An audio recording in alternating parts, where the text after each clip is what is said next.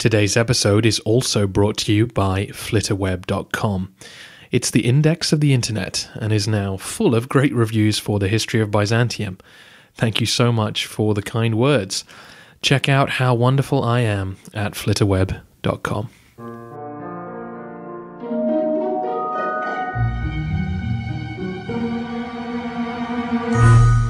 Hello everyone, and welcome to the history of Byzantium. Episode 62, God's Punishment. Last time we talked about how the Roman government and army managed to adapt to the onslaught of the Arabs. This week I want to talk about how Roman self-belief survived such an assault on its ego. At the end of the last century, various listeners asked about whether the Byzantines saw themselves as diminished and less powerful now that the Western Empire had fallen. The answer then was no, not really. Once Constantinople was built, the Eastern Empire began to develop an identity of its own, separate from the old sense of one united empire spanning the continent. By the time of Justinian's day, men were thrilled to hear that an old province had been retaken when Vandal Africa fell, and they cheered in the Hippodrome as the triumph processed by them. And I doubt many of them were turning to their neighbours to say, "This is all very well, but geographically we're a much smaller empire than we used to be." Our ability to look at political maps with the click of a button, or perceive events as part of a decline and fall across the centuries, changes our perspective dramatically from the people who lived through it. But understandably, as we reach 700 AD, listener GT asks, I have the same question I posed at the end of the 6th century. What is the state of Byzantine self-identity at this point? How was their ego doing given all the territorial losses? Did it change how they thought of themselves? The answer now is yes, but also no. In Constantinople, the emperor was still seen as God's representative on earth. The empire was still seen as the place to be, as civilization. It was still thought to be God-protected and directed. It was still thought of as the descendant of the ancient Roman Empire and was still believed to have a glorious future at the center of mankind's journey. How, you may well ask, could this still be true? How could the loss of so much not reflect badly on the Romans? Well, let's ask them. What did the Romans say about their defeats? Interestingly, the primary response is to blame other Christians. John Bar Penke, a Mesopotamian Monophysite, is clear in his writings that all the emperors from Justinian to Heraclius are responsible for the victory of the Arabs. By constantly pushing their heretical orthodox beliefs instead of the Monophysite truth, God had finally had enough and given the eastern provinces to the Arabs. A fellow Monophysite writer from Syria goes further and gives Heraclius a good kicking by claiming that he would never have won back the east if it weren't for Shahrbaraz's rebellion. Hence, the Arabs were merely God's latest vehicle for taking the east from Roman hands after the Persians proved to be unfit for the task. Some Orthodox Christians also blame Heraclius for the Arabs' victories, but rather than his orthodoxy, they blame his willingness to compromise by espousing monotheletism. The theologian Maximus the Confessor, who was eventually mutilated by Constans II, damned this imperial policy for watering down the clearly correct formulations of the Council of Chalcedon. Well away from such worries in the West, Fredegarius, the Frankish chronicler, agreed with this version of events and blames it for God's decision to abandon the emperor. Some Christians blame themselves. The Patriarch of Jerusalem, Sophronius, announced that the Saracens have risen up against us because of our sins, a sentiment echoed by the renowned Anastasius of Sinai. Having travelled throughout the empire and seen Arab rule firsthand, he still has no doubt that it's the Christians' wickedness that has brought this situation about. He wrote, "Believe me when I say that even if the race of the Saracens were to depart from us today, Straight away tomorrow, the blues and greens would rise up again, and the East, Arabia, Palestine, and many other lands would bring slaughter upon themselves. He is convinced that the Romans are in a time of crisis, similar to that faced by the kingdom of Israel when they were dragged off to exile in Babylon. As you can see from this collection of reactions, Romans and even non-Roman Christians viewed the world through a very specific lens. The history of the world was understood in terms of God's relationship with the Jews and then the Christians. The arrival of a new people professing different beliefs was simply another episode in the great drama of sin and forgiveness, rather than a reflection on military or administrative weakness. Some Romans did try to fit these events into a historical narrative, but it was still one dominated by the larger Christian story. One of the earliest reactions to the Arab invasions comes in a story called The Teachings of Jacob. The story was written on a common theme for the 7th century, that of Roman Jews coming to realize the truth and being baptized. But within the story, Jacob hears news of the Arabs and of their prophet. Jacob comes to the conclusion that this prophet could be the Antichrist, and the Arab invasions portents of the end times, as predicted in the book of Revelation in the New Testament. From the voice of Jacob, though, we finally get the sort of frank assessment of the Roman Empire that I think many of you would have expected to hear by now.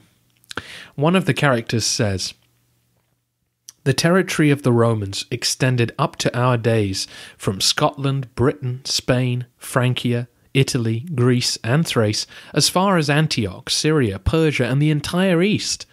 One sees there still the statues of their emperors, in marble as well as bronze. For everyone was subjugated to the Romans by divine decree, but now we see Romania humiliated. Romania is reduced, torn, and shivered asunder." But even in this moment of clarity, the author still won't mourn.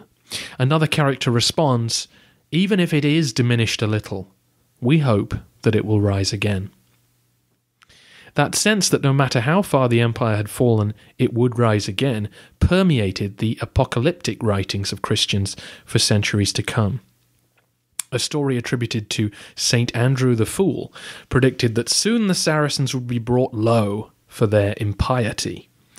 While in the writings attributed to Methodius, a popular legend was born that the last ever Roman emperor was destined to march all the way to Jerusalem and prepare the ground for the second coming of Jesus. Within imperial circles, we get a sense of this sort of optimism as the century wears on. In the writing which accompanied the Sixth Ecumenical Council, for example, the one which Constantine IV called in 680, in the letter summoning his bishops to the capital, the Patriarch reminds them of God's ability to bring victory, and the Pope hit the same theme in his reply, wishing that God's blessing would fall on their deliberations and also bring the destruction of their enemies. In another anti-Jewish story from around this time, a character answers an accuser who points out the destruction of Romania, and the reply given is this: "This is the most incredible thing, that the church, after having fought, remained unmoved. While the head and the empire stood firm, the whole body could be renewed, but a people without a head would completely die." In a way, this sentiment echoes the whole theme of the previous podcast. The fact that Constantinople survived such an onslaught is surely a miracle in itself.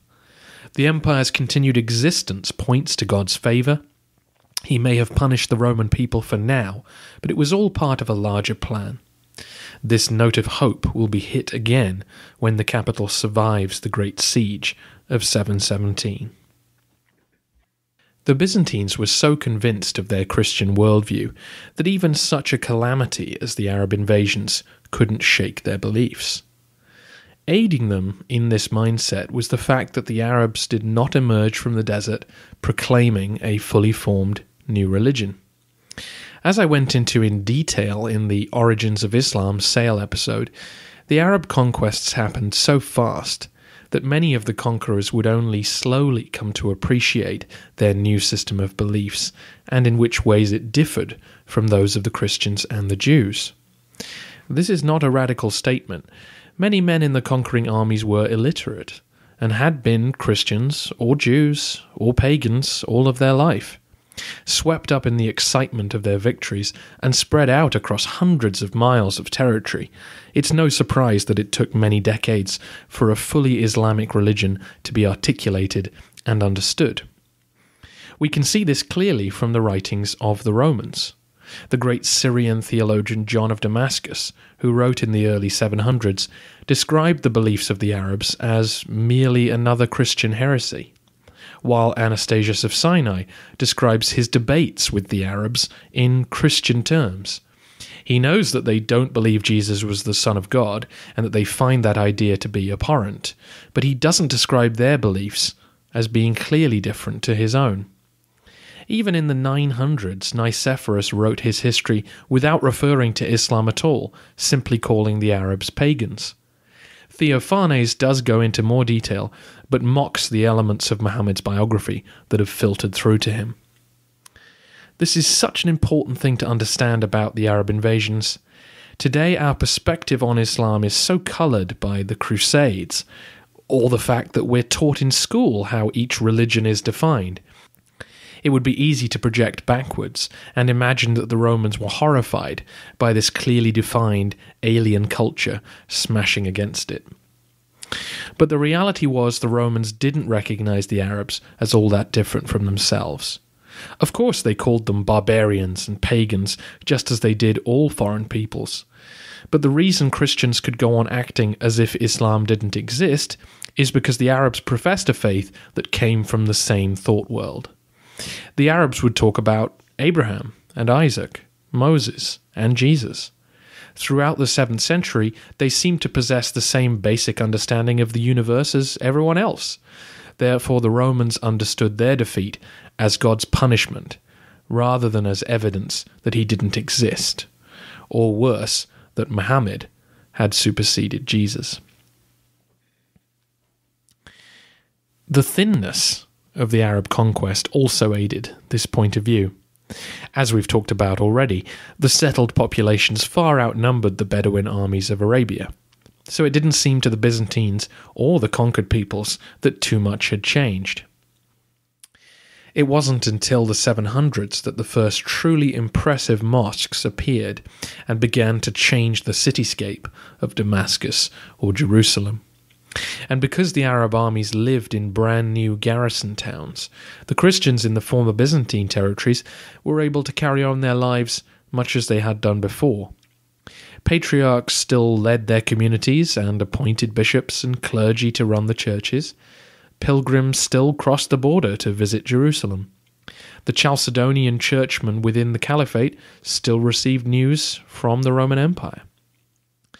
The former Roman provinces of the East were, in the words of historian Peter Brown, not even conquered territories in the strict sense, for they were hardly occupied. They were treated as the rich neighbours of the Arabs, who paid protection money to the Muslims as a sort of standing fine for not having embraced Islam.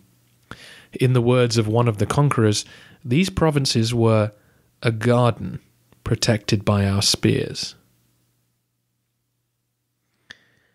All of this would change, of course. Already the reign of Abd al-Malik, the sitting caliph in our narrative, marks a turning point. You'll remember his change to the coins of the Caliphate. He's also the man who built the Dome of the Rock, the great mosque in Jerusalem, with anti-Christian verses carved into it. He forbid Christians from displaying the cross and demanded that the language of the administration be Arabic, so that new applicants were forced to learn it.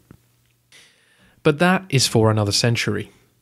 In 700, the Romans could still look at the Saracens, a term long used to describe the Arab cavalrymen who fought in their armies, as temporary holders of God's favour. The major physical manifestation of God's continuing support for the Romans was Constantinople. Listener G said, "You mentioned that the residents of the city believed it was protected by God. Could you explore this concept in more detail? I know that there was a tradition that an angel guided Constantine in setting the city's boundaries, but what are some other traditions about Constantinople's relationship with the divine?" A full answer to this could take quite a while, and hopefully one day I can explore some of the weird and wonderful things which developed in the capital over the centuries. The short answer, though, comes courtesy of historian Jonathan Harris, who lists 5 main myths or legends which the Byzantines believed, or at least promoted, about their city. 1. The city was founded by a saintly emperor who had designed it to be the center of government of the Christian world. 2. The city enjoyed special protection by God and the Virgin Mary, and would remain unconquered. As the centuries wore on, that unconquered part would increasingly be seen as fact. As for the Virgin Mary, we already met the celebrated icon which was paraded along the walls during the Avar siege, but there were other relics too which connected her to the city. 3. The divinely appointed emperors ruled from this city. They ruled alone for the benefit of their people, just as God did in heaven.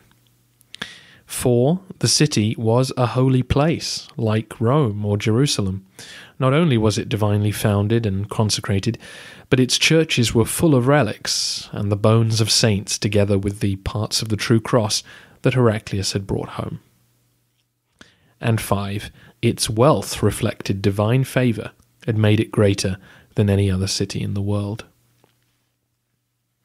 According to Harris, 3,600 different relics have been mentioned in connection with the city, representing about 476 different saints.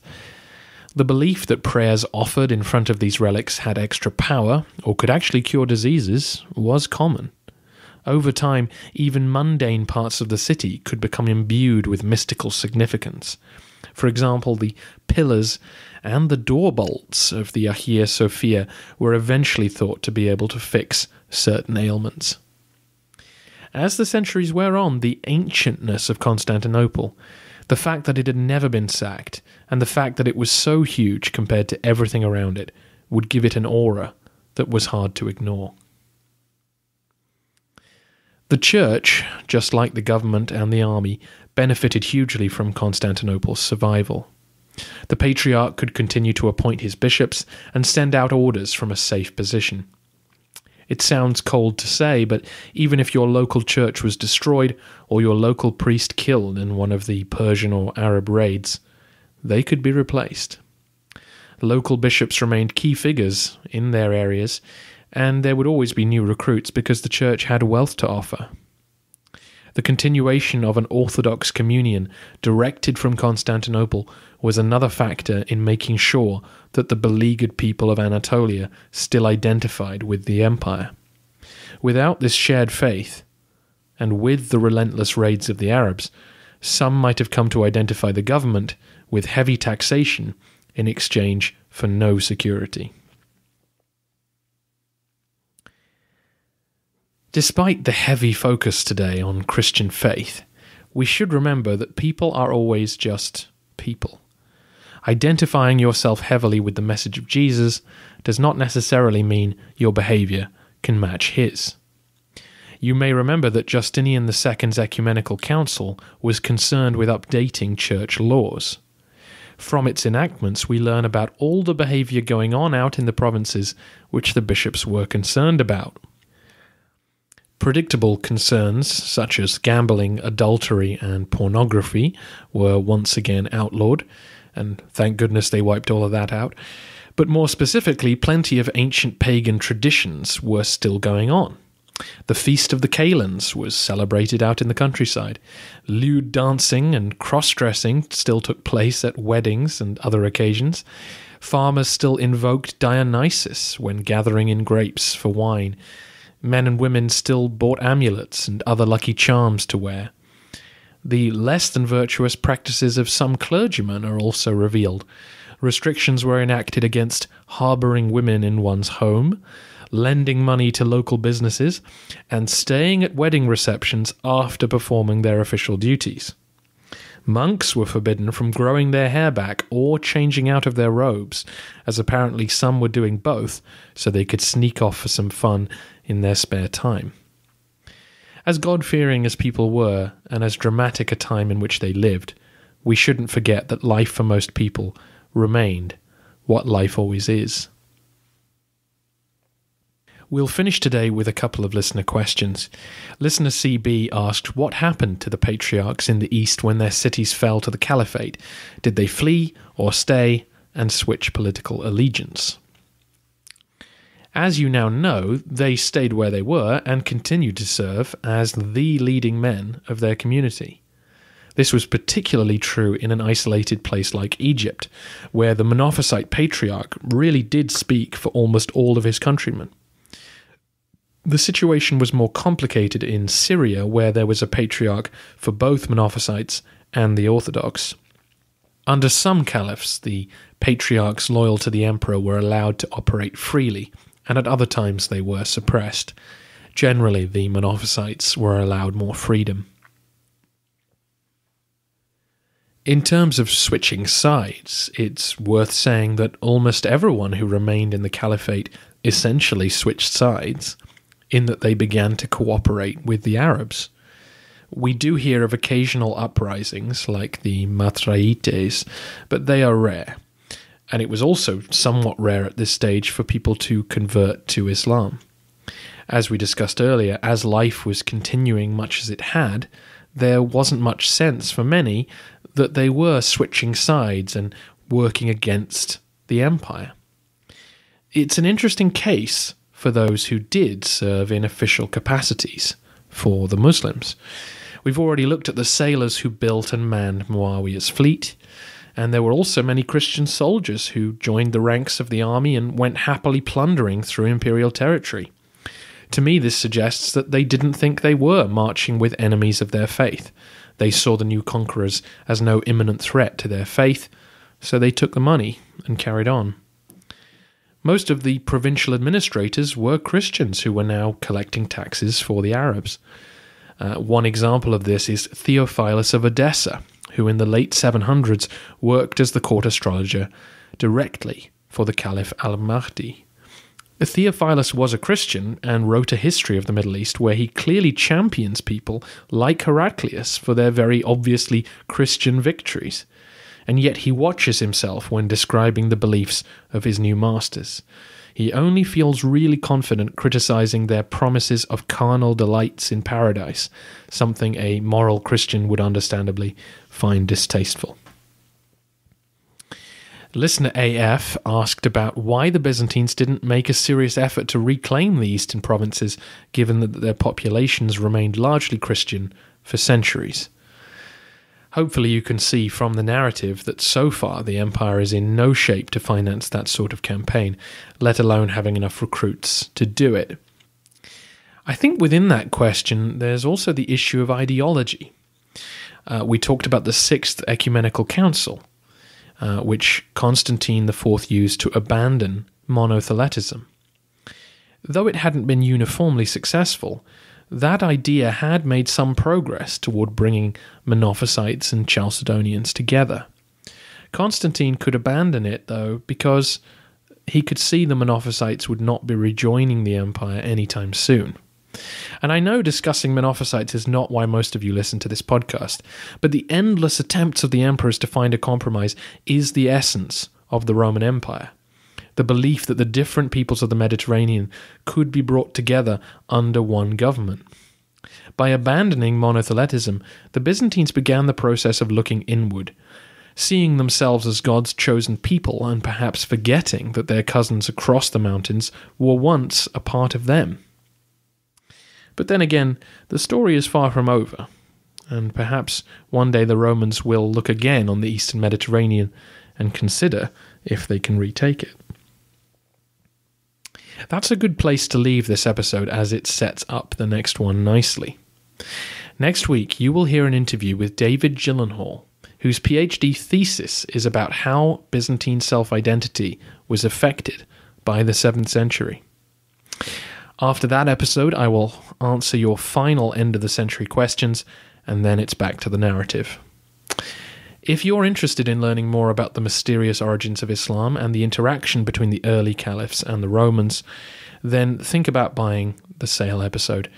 Go to thehistoryofbyzantium.com for more information. And thanks again for giving me such nice reviews on Flitterweb. I've been browsing the site this afternoon and clicking around to see other podcasts. If you visit there, you can give your review to Revolutions and to Dan Carlin, and you can also see my review of the history of Rome. I'm the first to give it a review, so you can see what I really think of Mike Duncan, which sounds ominous, but sadly it's all complimentary. You can also submit sites to Flitterweb, so if there's a site that you visit that's not on there yet, you can submit it, and the more reviews you write, the more influence you can have on whether sites get selected and whether positive reviews get marked as helpful. So I was on there clicking around. I was submitting Signcast, the Seinfeld podcast, and the Bald Move Network, who have a bunch of TV show podcasts which I listen to. I also threw some love to the Angel Rewatch, another TV podcast that spawned out of work I did at the TV Critics. So go there, support the things you love, and support a fellow listener who is supporting me. Thanks so much for listening.